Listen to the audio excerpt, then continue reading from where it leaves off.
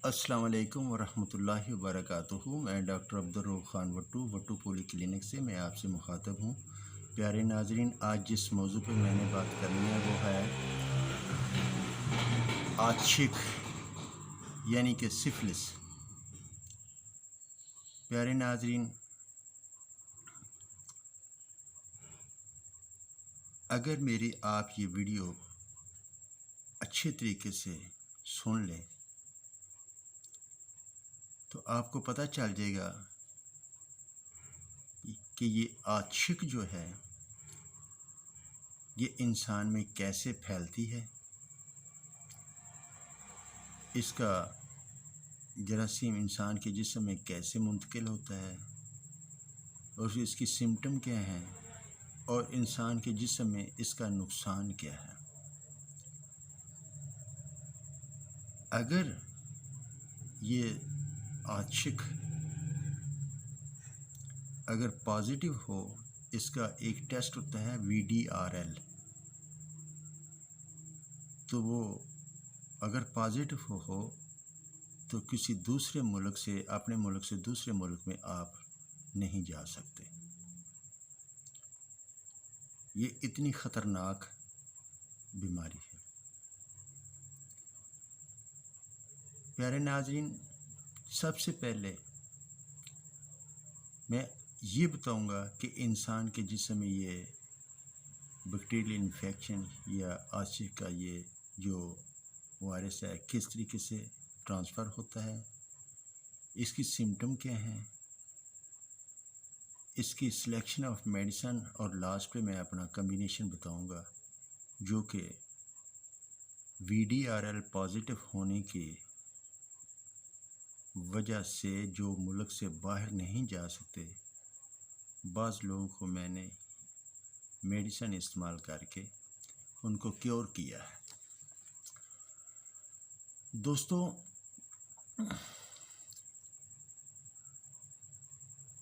इंसान को पता नहीं चलता कि मेरे में बीमारी किस टाइम आई है।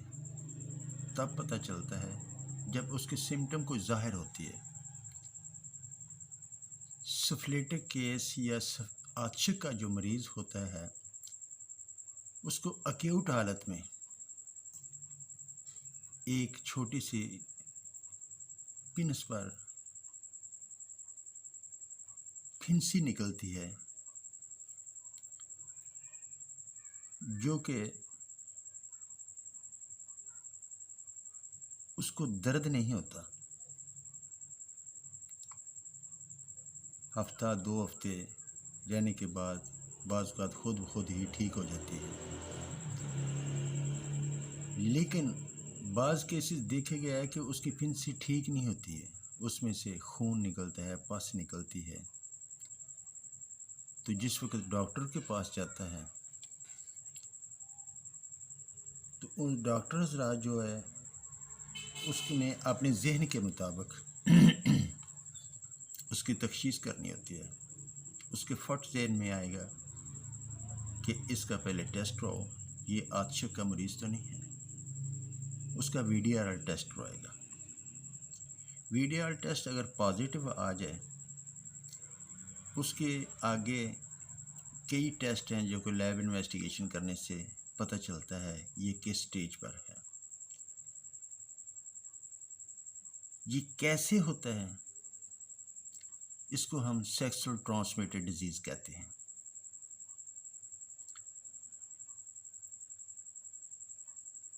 किसी ऐसी औरत के पास जाना जो कि आशिक की मरीज़ हो, उसमें ओरल सेक्स भी आ जाता है, वैजाइनल सेक्स भी आ जाता है, एनल सेक्स भी आ जाता है। ये सेक्सुअल ट्रांसमिटेड डिजीज़ है जो कि फ़ीमेल में बाज़ औक़ात वैजाइनल डिस्चार्ज बहुत गाढ़ा, लेसदार, रतूबर, स्मेलदार, उसके पसीने से भी स्मेल आएगी, उसके वैजाइनल से भी बहुत ज़्यादा बदबूदार डिस्चार्ज होगा। बाज़ औक़ात ऐसे केसेस मैंने देखे हैं जो कि नशा करने वाले एक सिरिंज से इंजेक्शन लगाकर दूसरे को भी लगाते हैं, इससे भी ब्लड के ज़रिए ट्रांसफ़र हो जाता है। बाज़ औक़ात ऐसे मरीज़ मैंने देखे हैं जिनके VDR पॉजिटिव होता है लेकिन उनको पता नहीं चलता। फीमेल में ख़ासकर जब कोई सिफिलिटिक केस होती है, औरत वो प्रेग्नेंट हो जाए, उसके बच्चे को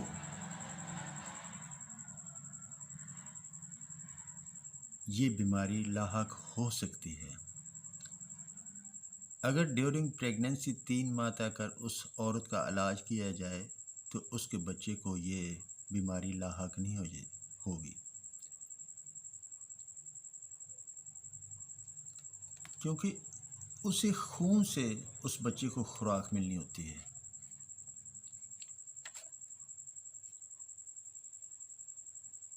उसी प्लेसेंटा से उसको खुराक जो है बरास्ता खून के ज़रिए उसको इस्तेमाल मिलनी होती है, जिससे उसका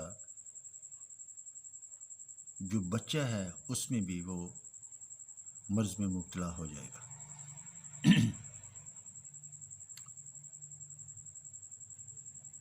इसलिए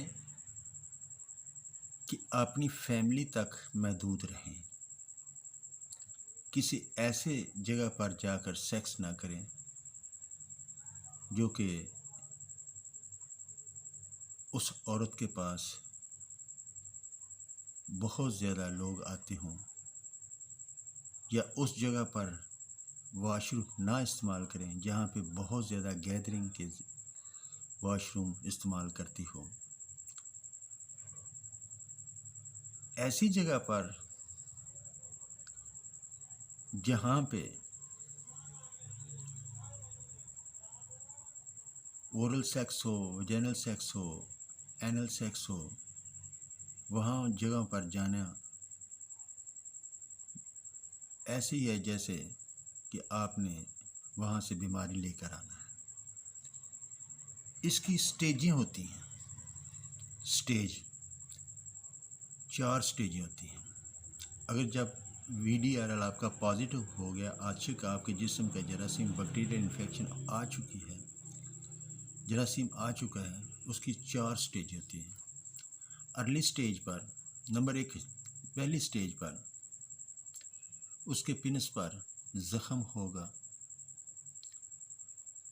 और उसको तकलीफ़ नहीं होगी।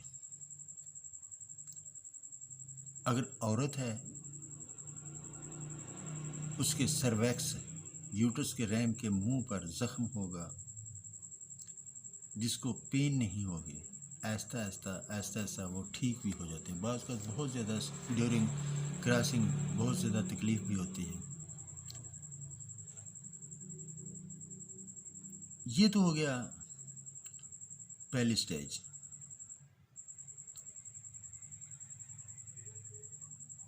फीमेल में ये ज़्यादा बीमारी लाहक होती है। नंबर 2, दूसरी स्टेज कौन सी है? जब ये ज़ख़म ठीक हो जाता है, तकलीफ़ नहीं होती, ये वायरस खून में चला जाता है। दूसरी स्टेज पर जब खून में चला जाता है तो इसकी सिम्टम ज़ाहिर होनी शुरू हो जाती हैं कुछ अर्सा बाद। हाथ और पाँव पर हल्के हल्के ज़ख़म, ख़ारिश, जलन, बर्निंग, बुखार, थकावट, सर के बाल भी झड़ने शुरू हो जाते हैं बाज़ औक़ात। इसके खून में एंटीबॉडी बढ़नी शुरू हो जाती है इस वायरस की, जो कि ये मुख्तलिफ सिम्टम ज़ाहिर करना शुरू कर देता है। ख़ारिश जिस्म पर बहुत ज़्यादा होनी शुरू हो जाती है, सारे जिस्म पर ज़ख़म भी होते हैं जो कि लेसदार रतूबत अखराज करते हैं। बाज़ औक़ात ये खुद भी ठीक हो जाते हैं, लेकिन ट्रीटमेंट करने से उसका वायरस भी ख़त्म हो सकता है। अगर अच्छे तरीके से पहली और दूसरी स्टेज पर इसका इलाज ना किया जाए तो ये सारी ज़िंदगी जिस्म में साइलेंट होकर बैठ जाता है। नंबर 3, तीसरी स्टेज पे जिस्म के अंदर ये वायरस साइलेंट हो जाता है, छुप कर बैठ जाता है, जो कि पूरी ज़िंदगी जिस्म में रहता है और खून में मौजूद रहता है। 10 साल, 15 साल, 20 साल चले जाते हैं,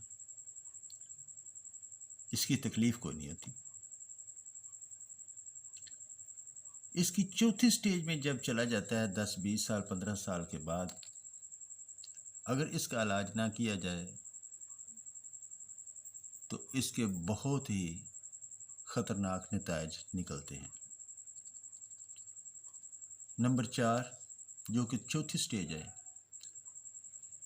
इसका असर दिमाग पर एंजाइटी, डिप्रेशन, OCD जैसे आदमी हर वक्त यही सोचता है कि मुझे पता नहीं कुछ हो ना जाए। अगर ये बीमारी का वायरस, आशिक का वायरस अगर आँखों में पड़ जाए, आँखें अंधी भी हो जाती हैं और उसमें से कोई चीज़ नज़र भी नहीं आती, अंधा हो जाता है। कम से कम 10-12 साल के बाद ये साइलेंट होकर बैठा रहता है अपने जिस्म में, खून में। उसके बाद ये अपने असर दिखाने शुरू कर देता है।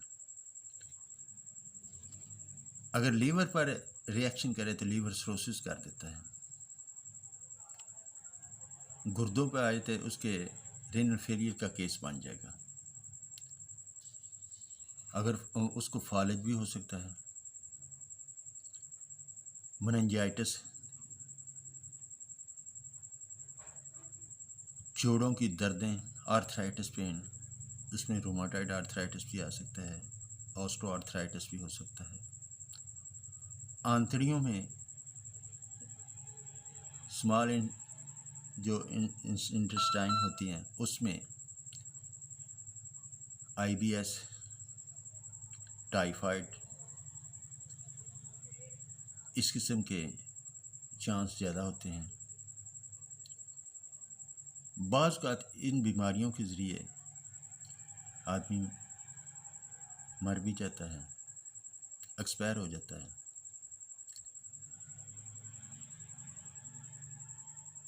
अगर इसका सही तरीके से इलाज ना किया जाए, आहिस्ता आहिस्ता आदमी को कब्र की तरफ लेकर जाता है।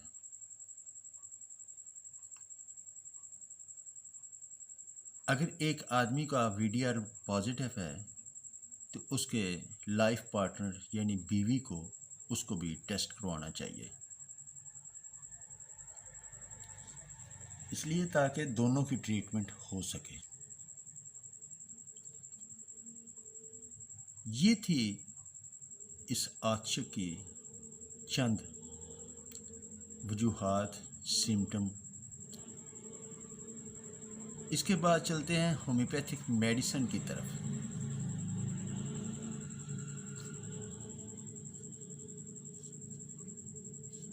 Homeopathic medicine, selection of medicine करना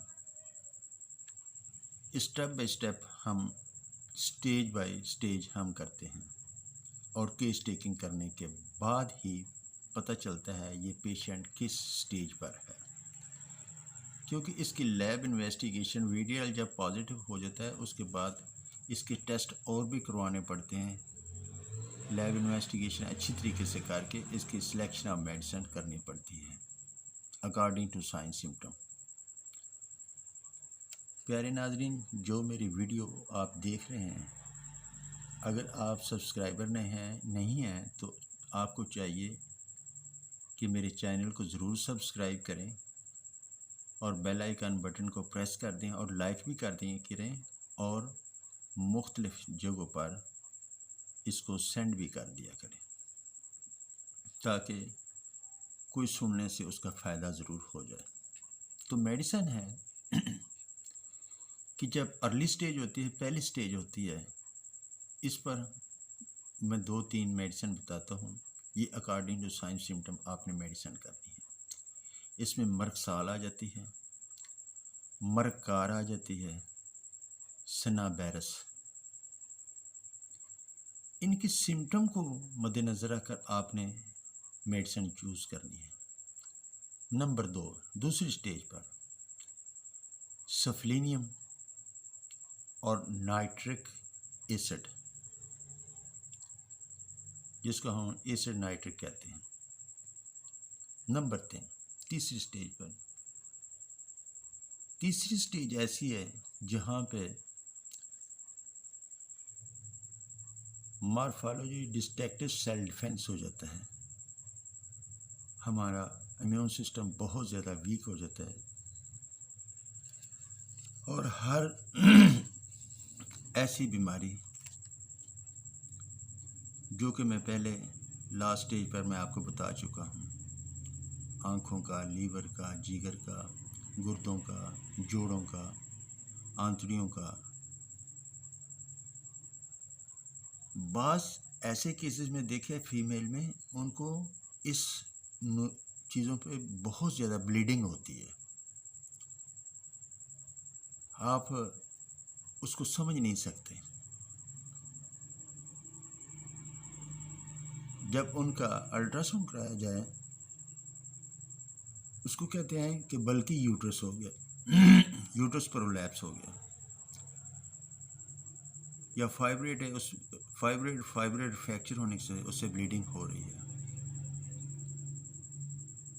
ये कैसे बनती है? ये वही वायरस आच्छिक का है जो कि इस जगह पर आपको लाता है। फिज़िकली आप लेडी डॉक्टर से चेक करवाएंगे तो वही आपको कहेंगे इसका ऑपरेट करा के इसको निकाल दो। जैसे मैंने आपको कहा है कि मॉर्फोलॉजी डिस्ट्रैक्टिव सेल डिफेंस, आपका इम्यून सिस्टम वीक हो गया है और जिससे आपके जितना आपका सेल डिफेंस था वो ख़त्म होने से मुख्तलिफ बीमारियां जो है वो आप पर हैवी होनी शुरू हो चुकी हैं।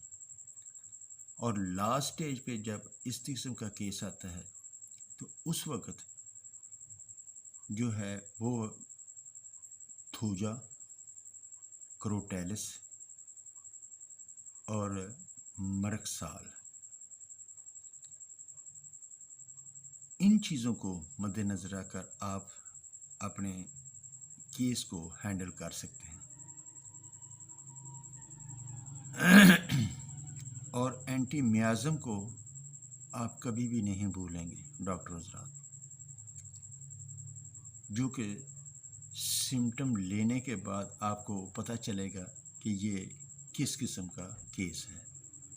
प्यारे नाज़रीन, ये था, आप मेरी गुफ्तगू सारी सुन चुके हैं।